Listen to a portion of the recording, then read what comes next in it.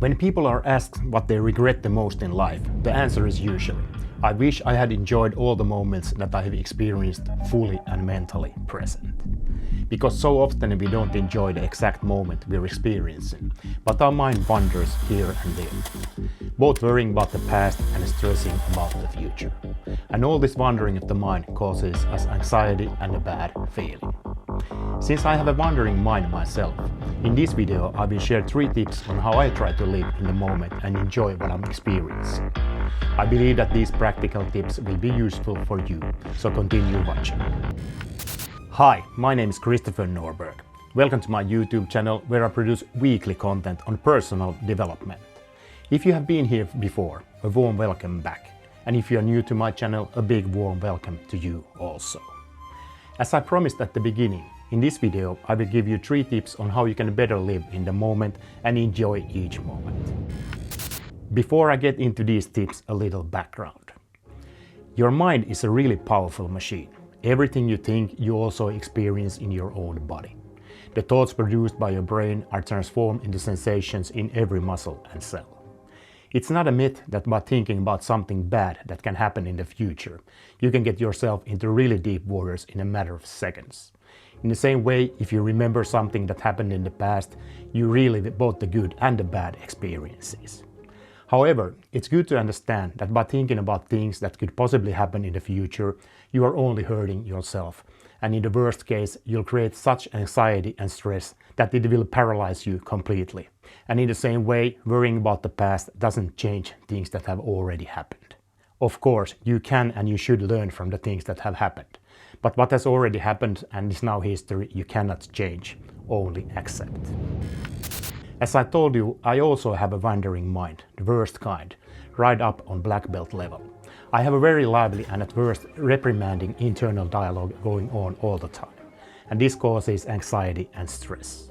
Of course, I also think that this inner dialogue is a good thing. Through that I can whip myself into doing things that take me towards my goals. But the downside of this inner talk is that while I'm doing something, my own thoughts are somewhere else entirely. That's why I learned certain routines and habits with which I can control and restrain my own wandering mind, and thus live in the moment. Next up, my 3 tips on how you can control your mind wandering in the past and in the future. 1. Identify situations where your mind wanders. I often do this exercise when I'm out with my beloved dog Hilda. It is said about dogs that they do not understand the passage of time and they only live in the present. Dogs don't worry about the past and they don't stress about the future.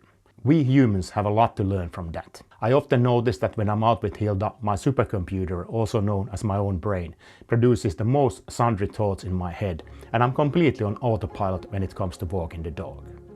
Whenever I notice that I'm not present in the situation, I stop, calm my mind, and start listening to how my steps sound on the dirt road, how my heartbeat feels, whether the air is warm or cool. In addition, I focus on what Hilda is doing.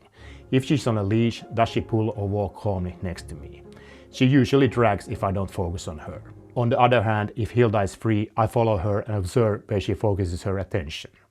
Are there squirrels in the trees that she's interested in, or is she currently eating grass by the side of the road, or maybe taking a poop? Sometimes I only realize after tens of minutes that I have been walking on autopilot, immersed in my thoughts. Sometimes I'm present from the beginning, focusing on what my body is currently experiencing and what my dog is doing. The most important thing, however, is to recognize the situations where the mind starts to wander. And as soon as you notice this, stop in the present moment.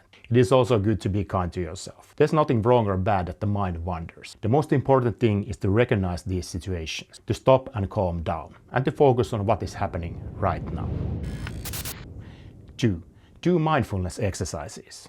If I'm stressed because of work or other urgencies, I quickly start to feel anxious. Here you should also understand that stress usually does not come from the number of things to do, but from the feeling that you are losing control. And there is also good stress, the kind that helps us get things done, preferably in a good flow state. Anyway, when I feel that anxiety is starting to build up inside me, and in the worst case I feel like I can't breathe, I take a break for a while.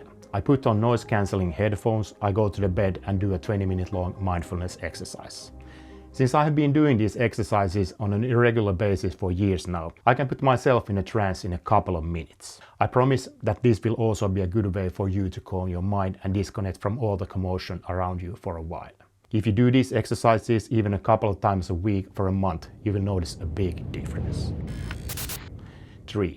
Limit your use of social media. All social media applications are designed to hook you like the strongest drug. Before you know it, you'll be scrolling through your phone for hours every day.